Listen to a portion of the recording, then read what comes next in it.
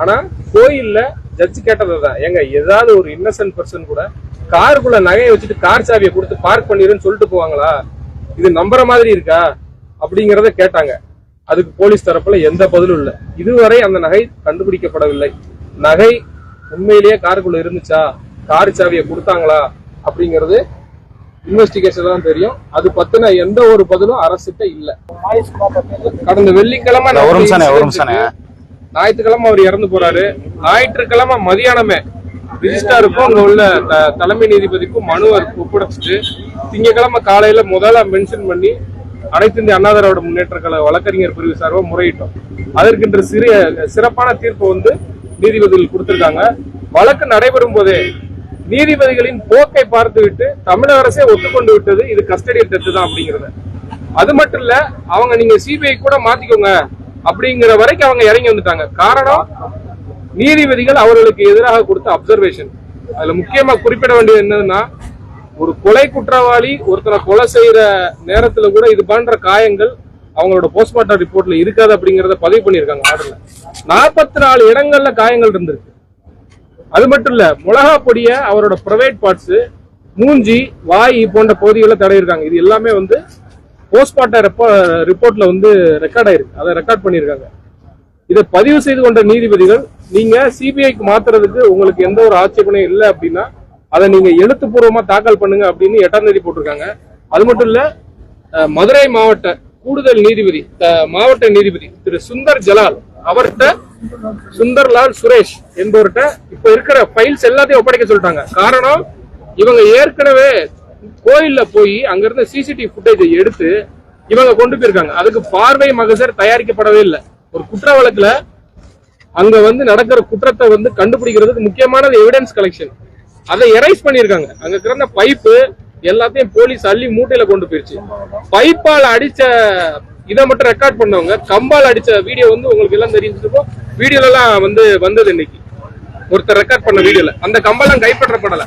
அதே போல CCTV footage, அந்த பையன் ரத்தத்தோட யூரின் போன அந்த சிசிடிவி ஃபுட்டேஜ் கோயில்ல உள்ள சிசிடிவில ரெக்கார்டா இருந்திருக்கு.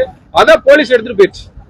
எடுத்துட்டு போய் எங்க வச்சிருக்காங்கிறது தெரியல. இப்ப கேட்ட பிறகு ஒரு ஸ்பெஷல் பிரான்ச்சோட ஒரு இன்ஸ்பெக்டர் எடுத்துட்டு போனாங்கிறத தமிழக அரசு ஒத்துக்கிட்டு இருக்கு. அதை எல்லாத்தையுமே இன்றுக்குள்ள இன்னும் நாளைக்குள்ள அந்த நீதிபதி ஏற்கனவே நியமிக்கப்பட்ட நீதிபதி கிட்ட பூராத்தையும் ஒப்படைக்க சொல்லிட்டாங்க. ஒப்படைச்சிட்டு வழக்க மறுபடியும் 8ஆம் தேதி ஒத்தி வச்சிருக்காங்க. தமிழக அரசு செய்யக்கூடிய எல்லா குற்றங்களையும் முதல் ஆளாக எதிர்கட்சியாக இருந்து நாங்கள் நீதிமன்றத்தின் கதவை தட்டி பொலிட்டிசைஸ் பண்ணணும் அப்படின்னு சொல்லி நீதிமன்றத்துல அரசு வழக்கறிஞர் சொன்னார். அதுக்கு நீதிமன்றம் அவர்களுக்கு சரியா பதிலை கொடுத்தது. நீங்க இதே பொலிட்டிசியன் தான் நீங்க ஏற்கனவே பண்ணீங்க. நான் இவங்க அரசு நடக்கும் போது அந்த தூத்துக்குடி சம்பவத்துல நீங்க பண்ணாதான் அவங்க பண்றாங்க. அதனால இது ஒண்ணும் தப்பு கிடையாது.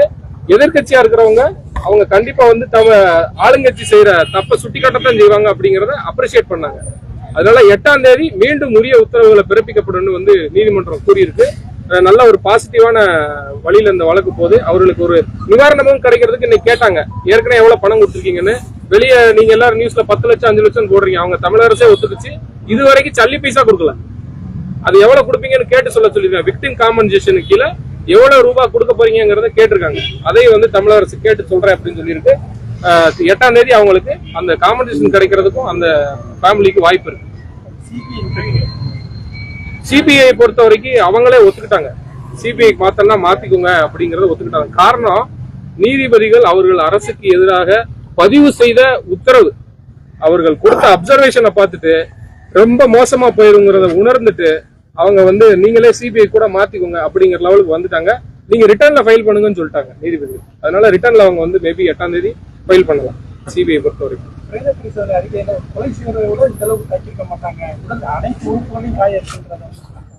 சார், பிரேத பரிசோதனை அறிக்கையில எந்தெந்த இடத்துல காயம் இருந்துச்சுங்கிறதான் சொல்லுவாங்க. காஸ் ஆஃப் டெத் தான் இருக்கும். ஆனா அதை படிச்சு பார்த்துட்டு நீதிபதிகள் சொன்ன கருத்து அதுல 44 இன்டர்னல் அண்ட் எக்ஸ்டர்னல் இன்ஜுரி இருந்ததா ரெக்கார்ட் பண்ணிருக்கு. இது பிரைமரி ரிப்போர்ட் தான். இதுக்கு அடுத்து மிஸ்ரா ரிப்போர்ட்னு ஒண்ணு போகும். அதுக்கு அடுத்து ஒரு ரிப்போர்ட் கொடுப்பாங்க. இந்த ரிப்போர்ட் படி 44 இடங்கள்ல உள்ளேயும் வெளியும் காயங்கள் இருந்ததாக ரெக்கார்ட் செய்யப்பட்டிருக்கு. அதை பார்த்த நீதிபதிகளின் கருத்து தான் கொலை குற்றவாளி கூட இது போன்று கொடுமை செய்து ஒருத்தரை கொலை செய்ய மாட்டாங்க அப்படிங்கறத ஆர்டர்ல ரெக்கார்ட் பண்ணிருக்காங்க. சார், இந்த தடயங்களை வந்து அழிக்கப்பட்டதா இல்லாட்டி சேகரிக்கப்பட்டுள்ளதா அதை பத்தி என்ன சொன்னாங்க சார்? சார், நீதிபதிகளை பொறுத்த வரைக்கும் தடயங்கள் அழிக்கப்பட்டதா தான் அவங்க கருதுறாங்க. காரணம், இப்ப நீங்க ஓடின வீடியோல பாத்தீங்கன்னா கம்பால் அடிப்பாங்க, அந்த கம்பு ஒடியும், திரும்ப வேற கம்ப வச்சு அடிப்பான். ஆனா அந்த பார்வை மகசர்ல கைப்பற்றப்பட்ட பொருட்கள்ல வெறும் பைப்பு மட்டும்தான் இருக்கு, எலக்ட்ரிக் பைப்புன்னு எழுதியிருக்காங்க, அதுல அந்த கம்பல்லாம் இல்ல. இதுவே ஒரு முன்னுதாரணம். அவங்க வந்து எவிடன்ஸை டெஸ்ட்ராய் பண்ண ட்ரை பண்ணாங்கிறதுக்கு இதுவே முன்னுதாரணம். அது மட்டும் இல்ல, சிசிடிவி ஃபுட்டேஜ போய் கோயில போய் எடுத்துட்டு போறாங்களே, அதுக்கு ப்ராப்பரா சட்டப்படி பார்வை மகசர் அவங்க தயார் பண்ணிருக்கணும், பண்ணல, அன்அபிஷியலா எடுத்துட்டு போயிருக்காங்க. அது இப்ப கோர்ட்ல சொன்ன பிறகு கோயிலோட ஏசியே வந்து சொன்னாரு, அந்த இன்ஸ்பெக்டர் முத்துகிருஷ்ணன் நம்ம ராமச்சந்திரன் என்ற இன்ஸ்பெக்டர் எஸ்ஐ வந்து எடுத்துட்டு போனதா சொல்லியிருக்காங்க. அவர் பேரை ரெக்கார்ட் பண்ணிருக்காங்க. அது போக விசாரணை நடந்துட்டு இருக்கும்போது டிஎஸ்பி சஸ்பெண்ட் அப்படிங்கறதையும் கோர்ட்ல சொன்னாங்க, அதே ரெக்கார்ட் பண்ணிருக்காங்க கோர்ட்ல. மானாமதுரை டிஎஸ்பி திமுகவினர் வந்து ஏதோ பேரம் பேசினதா சொல்றாங்களா சார்? அஜித்குமார், அது முக்கியமான கேள்வி சார். அதாவது திமுகவோட கவுன்சிலரோட தோட்டத்துல போய் தான் வந்து இவனை அடிச்சிருக்காங்க ஒரு நாள். அதை வந்து நான் குறிப்பிட்டேன் நீதிமன்றத்துல. வந்து அந்த தோட்டம் அயோத்தி தோட்டம், அந்த திருப்போணம் அயோத்தி தோட்டத்துல வச்சு டார்ச்சர் பண்ணதா எதிர்த்தரப்புல இருந்து சொல்லும் போது நான் அதை குறிப்பிட்ட போது கவுன்சிலர் தோப்பு அப்படின்னு சொன்னாங்க. அது ஆளுங்கட்சியோட கவுன்சிலர் அப்படிங்கறத நீதிமன்றத்துல சொன்னேன். சொல்லும் போது அதுக்கு நீதிமன்றத்துல அவங்க எதிர்த்தரப்பு அரசு தரப்புல இருந்து இவங்க இந்த மேட்டரை பொலிட்டிசைஸ் பண்ண பாக்குறாங்க, அரசியலாக்க பாக்குறாங்க அப்படின்னு குறிப்பிட்டாங்க. அதுக்கு நீதிமன்றம் கூறியது, நீங்க பண்ணலையா, அவங்க ஆளுங்கட்சியா இருக்கும்போது சாத்தாங்குள விஷயத்துல, அதனால இவங்களும் அதை பண்றாங்க, அது ஒண்ணும் தப்பு இல்ல. எதிர்கட்சியா இருக்கிறவங்க ஆளுங்கட்சி செய்யற தப்ப சுத்தி கட்டத்தான் செய்வாங்க, அது ஒண்ணும் தப்பு இல்ல அப்படின்னு சொல்லி நீதிமன்றம் சொல்லிடுச்சு. நகை திருட்டு தொடர்பான வழக்கு வந்து மறைக்க பாக்குறாங்களா? அது உண்மை சார், நகை திருட்டுக்கு முதல்ல எஃப்ஐஆரே போடாம இந்த பையனை கூட்டு போய் அடிச்சிருக்காங்க. இந்த இஷ்யூ ஆன பிறகுதான் அந்த எஃப்ஐஆருமே போடப்பட்டிருக்கு. 302 of 2025 எஃப்ஐஆர் போட்டுட்டு அடுத்து 303 of 2020 இந்த எஃப்ஐஆர் போடப்பட்டிருக்கு. அந்த டைம் எல்லாத்தையுமே ரெக்கார்ட் பண்ணிருக்காங்க ஆர்டர்ல. 302 எப்ப, அதாவது திருட்டு வழக்குக்கு எப்ப எஃப்ஐஆர் போடப்பட்டது, நேரம், அதுக்கப்புறம் இந்த எஃப்ஐஆர் எப்ப போடப்பட்டது, நேரம் எல்லாத்தையும் ரெக்கார்ட் பண்ணிருக்காங்க. வெள்ளிக்கிழமையே அரெஸ்ட் பண்ணிட்டாங்க. ஆனா திருட்டுக்கு வழக்கு போட்டது 28ஆம் தேதி சனிக்கிழமை. 24 மணி நேரத்துல எப்பேற்பட்ட அக்யூஸ்டா இருந்தாலும் புடிச்சு கொண்டு போய் மேஜிஸ்ட்ரேட்ட ஒப்படைக்கணும். அதை செய்யல அந்த போலீஸ். வச்சிருந்து வெள்ளிக்கிழமையில இருந்து சனிக்கிழமை ஞாயிற்றுக்கிழமை அடிச்சு கொண்டு, இது கொடுமையான செயல். இது போன்ற செயல் தமிழகத்தில் இனிமே நடைபெறவே கூடாது. இது இந்த வழக்கில் பிறப்பிக்கப்படக்கூடிய உத்தரவு. இனிமே எந்த போலீஸ் அதிகாரியும் யாரையும் அடிக்கக்கூடாது, துன்புறுத்தக்கூடாது. சட்டத்தை பின்பற்றி நீதிமன்றத்தின் முன் நிறுத்தி நீதியை நிலைநாட்ட வேண்டும். அதுதான் வந்து எங்களோட கோரிக்கையா நீதிமன்றத்தில் வச்சிருக்கோம். அஜித்குமாரோட ஃபேமிலில சார் அது பத்தி எதுவும் எஃப்ஐஆர் போடாம விசாரிக்கிறதுக்கு ஒரு உயர் அதிகாரியோட தொடர்பு இருக்குன்னு மாதிரி சொன்னாங்க. ஆமா, அதே ரெக்கார்ட் பண்ணிருக்காங்க சார். அதாவது ஸ்பெஷல் டீம் அப்படிங்கறது எப்படின்னா, ஏதாவது ஒரு குறிப்பிட்ட வழக்க விசாரிக்கிறதுக்கு உயர் அதிகாரிகளால் இன்ஸ்ட்ரக்ஷன் கொடுத்து நியமிக்கப்படணும். டைரக்டா ஸ்பெஷல் டீம் ஒரு கேஸை விசாரிக்காது. காரணம், அந்தந்த ஜூரிசெக்ஷனல் போலீஸ் தான் அதை விசாரிக்க முடியும். ஆனா இந்த கேஸ்ல ஜூரிசெக்ஷன் போலீஸ்ல கம்ப்ளைண்ட் கொடுக்கப்பட்டு திருப்போணம் போலீஸ் ஸ்டேஷன்ல, ஆனா இன்ஸ்பெக்டர் போய் விசாரிச்சுட்டு அந்த பையனை வீட்டுக்கு அனுப்பிடுறாரு. மறுநாள் 4, 5, 6 பேர் அடங்கிய ஸ்பெஷல் டீம் உன்னை கூட்டு போய் விசாரிக்குது பல்வேறு இடங்கள்ல.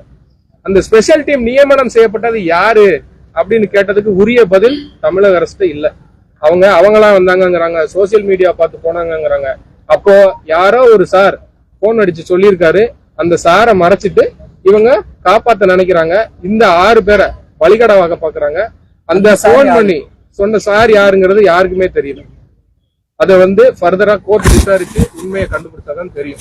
சார், அஜித்குமார் ஃபேமிலிட்ட வந்து ஏதோ பணம் கொடுக்கறதா பேரம் பேசினாங்க திமுகவினர். அதையும் ரெக்கார்ட் பண்ணிருக்காரு சார். 50 லட்சம் ரூபாய் டிமாண்ட் வந்து வச்சதாகவும், அதை ஆளுங்கட்சியை சேர்ந்த பிரமுகர்கள் போய் பேசினதாகவும், ஒரு கல்யாண மண்டபம், நாடார் சமூக கல்யாண மண்டபத்துல வச்சு பேசினதா சொல்றாங்க.